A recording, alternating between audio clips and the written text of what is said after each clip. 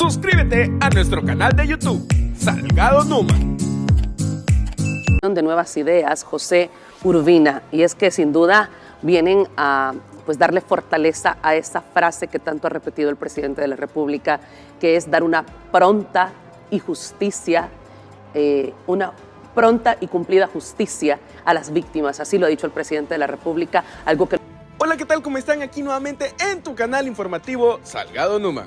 En esta ocasión les traemos una nota muy interesante, y es que el gobierno, mediante el área de seguridad, le promete al pueblo salvadoreño de que no van a descansar ni los ministros, ni los policías, ni todo el ejército para combatir lo que es la delincuencia y también para capturar a todos esos criminales que le han hecho daño a las familias en el pasado. Veamos aquí al siguiente video. No tuvimos desgraciadamente por décadas, pero que ahora es cada vez una mayor realidad. Y basado en la detención de los individuos identificados como miembros y colaboradores de estas estructuras del crimen organizado. La captura de más de 56,000 pandilleros que llevan hasta esta fecha se ha hecho sin derramamiento de sangre. Por eso cuando se realizan estas campañas, aplicando el estado de excepción, de ir a las comunidades donde operan estos grupos, de hacer las capturas, se hace casi como una operación quirúrgica y por eso no hay muertos y no hay derramamiento de sangre. Destacó la valentía del gobierno del presidente Nayib Bukele por exterminar a estos grupos criminales que en las administraciones de Arena y del FMLN se fortalecieron a tal punto que le disputaban la soberanía al Estado. Cuando tomamos el gobierno en el 2019, las tasas de homicidio eran de 2 dígitos diarios. Había que enfrentar el fenómeno de raíz. Ningún gobierno en los 30 años precedentes había hecho un esfuerzo serio por combatir este flagelo. Precisamente, la contundencia con la que esta administración ha respondido a las pandillas es tal que el país se encamina a ser el más seguro a escala mundial. Edgar Jurado, Noticiero El Salvador. Y es de la manera en la que la Asamblea Legislativa, específicamente la fracción de Nuevas Ideas, se suma a todo este esfuerzo que está haciendo el gobierno de la República. Y ustedes votan y estas reformas permitirán la creación de nuevos tribunales que sin duda hoy podrán llevar esta justicia a las familias salvadoreñas. Diputado. Es importante, Marisol, explicarle al pueblo salvadoreño todo lo que se ha hecho para cambiar el sistema de justicia en El Salvador. Y lo estamos cambiando desde su raíz. Y para ello hemos tenido que hacer ajustes y modificaciones a muchas leyes que dejaban portillos, enormes puertas para que pudieran seguir cometiendo actos delictivos. Nosotros hemos ido cerrando las puertas con un conjunto de reformas desde que llegamos. Primero quitando a las autoridades que en ese momento tenían la labor de investigar el delito, al fiscal, después a jueces. Posteriormente comenzamos un ordenamiento de reformas y yo aquí traigo una crónica de todas esas reformas y del gran impacto que han venido teniendo.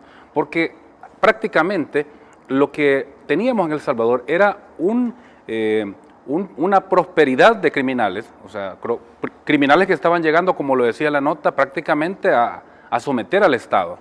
Entonces no le tenían temor a la ley. El sistema de justicia estaba diseñado prácticamente para que ellos no le tuvieran miedo y podían burlar la ley en cualquier momento y nosotros lo veíamos cómo los capturaban y a la semana quedaban libres.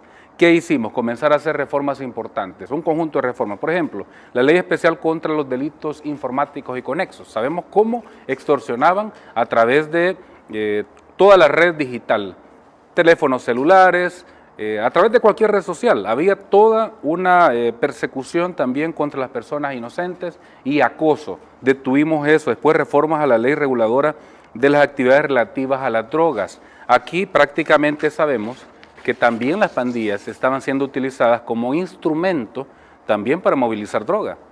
Entonces lo que hicimos fue aumentar las penas. Luego una reforma a la ley especial contra actos de terrorismo, aumentar las penas, aumentar los años para que estos delincuentes ya no salgan de la cárcel. Y por eso usted ha visto que muchos que ya estaban cumpliendo la condena de 5 años o 3 años, ya no los dejan salir. Ahí mismo los capturan en la puerta de salida y los regresan para que continúen cumpliendo el tiempo que merecen, el tiempo debido. Las reformas a la ley penal juvenil, ¿por qué razón?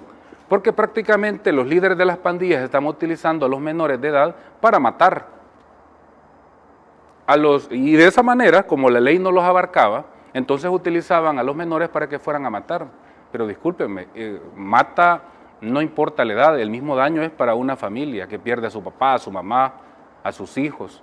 Entonces reformamos esa ley también para que ellos reciban un castigo severo, porque crimen es crimen, y como lo ha dicho el presidente de la República, los derechos de la población honrada es más importante que los derechos de la población criminal. Hasta en una pancarta recientemente la vimos en Colombia. Y bueno, eso es un reflejo del deseo de otros pueblos de querer reproducir el modelo efectivo que está teniendo El Salvador en el combate al crimen. La reforma de la ley especial contra los delitos de extorsión. Y aquí también le dimos facultad al pueblo salvadoreño la protección necesaria para que puedan hacer denuncias. Porque antes la gente tenía temor de hacer denuncias porque no había confianza en el sistema de justicia, no había confianza ni en la policía, ni en los cuerpos de seguridad. Y eso es algo que nosotros también hicimos, dotar de los recursos necesarios para poder equipar a nuestras fuerzas de seguridad, para que efectivamente pudieran hacer su trabajo. La reforma a la Ley Especial para la Disposición y Utilización de los Bienes, Dinero, Valores y Activos incautados a las estructuras del crimen organizado. ¿Qué significa esto? Utilizar los mismos recursos que ellos le habían robado al pueblo para combatir a los criminales. Utilizar sus mismos bienes, utilizar toda su infraestructura. Todos los vehículos que ellos utilizaban para el crimen ahora se utilizan para perseguirlos a ellos.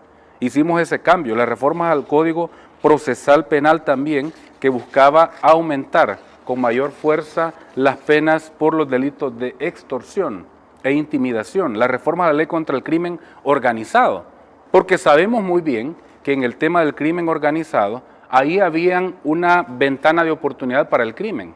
¿Por qué razón? Primero, el sistema de justicia no tenía la capacidad ni estaba ordenado para poder combatir estos delitos. Ahora se crean, como tú lo dijiste, 11 tribunales especializados, juzgados especializados, que van a ver directamente crimen organizado.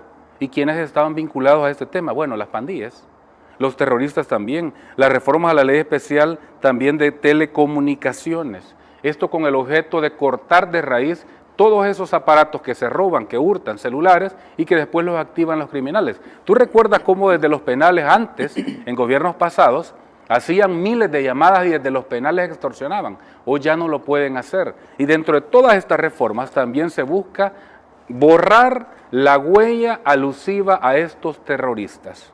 Eso hemos visto ahora con la destrucción de las tumbas alusivas a estas pandillas. Entonces, lo que estamos haciendo, obviamente esto no ha terminado porque vienen más reformas, pero lo que sí les puedo asegurar es que con todas estas herramientas, El Salvador en este momento es ya referente en combate al crimen en prácticamente el hemisferio. Y eso a nosotros nos da un gran reto y un gran desafío para el presidente Nayib Bukele, porque lo están viendo como una luz de esperanza El Salvador. Me parece impresionante escucharlo enumerar cada una de estas leyes, porque se ha hecho prácticamente en 2 años, es máximo el tiempo en lo que se ha realizado. Pasaron tantas décadas ignorando este tipo de temas, a pesar de la necesidad que se sabía que existía en nuestra población. Esto es algo realmente que ha venido a cambiar toda la historia. En el año 2014 y 2015, en el informe del Banco Mundial, explicaba que la mayor preocupación del pueblo salvadoreño era el crimen, la inseguridad. Y en el informe del Banco Mundial decía que el mayor desafío para El Salvador, para poder prosperar, era combatir la inseguridad, combatir el crimen. Si no combatías eso, era imposible pensar un país que pueda prosperar en otras áreas. Ayer, por ejemplo, publicaba la directora del Seguro Social el aumento de nuevos empleos, cómo la tasa de empleo va incrementándose. La ministra de Turismo nos está diciendo que la tasa de turismo se está incrementando, la tasa de exportación está aumentando, la tasa de recaudación está aumentando. ¿Qué significa esto? Significa que estamos viendo ya los frutos del combate al crimen. Cuando un país es seguro, todo lo demás comienza a prosperar, tenemos un país más saludable y eso está teniendo un enorme impacto también en todos los compatriotas, en los millones que están en el exterior y que ahora tienen confianza de regresar a El Salvador. Año y medio tiene prácticamente esta Asamblea Legislativa. Estamos hablando que en 18 meses es donde se ha trabajado por todas estas reformas y por darle herramientas a las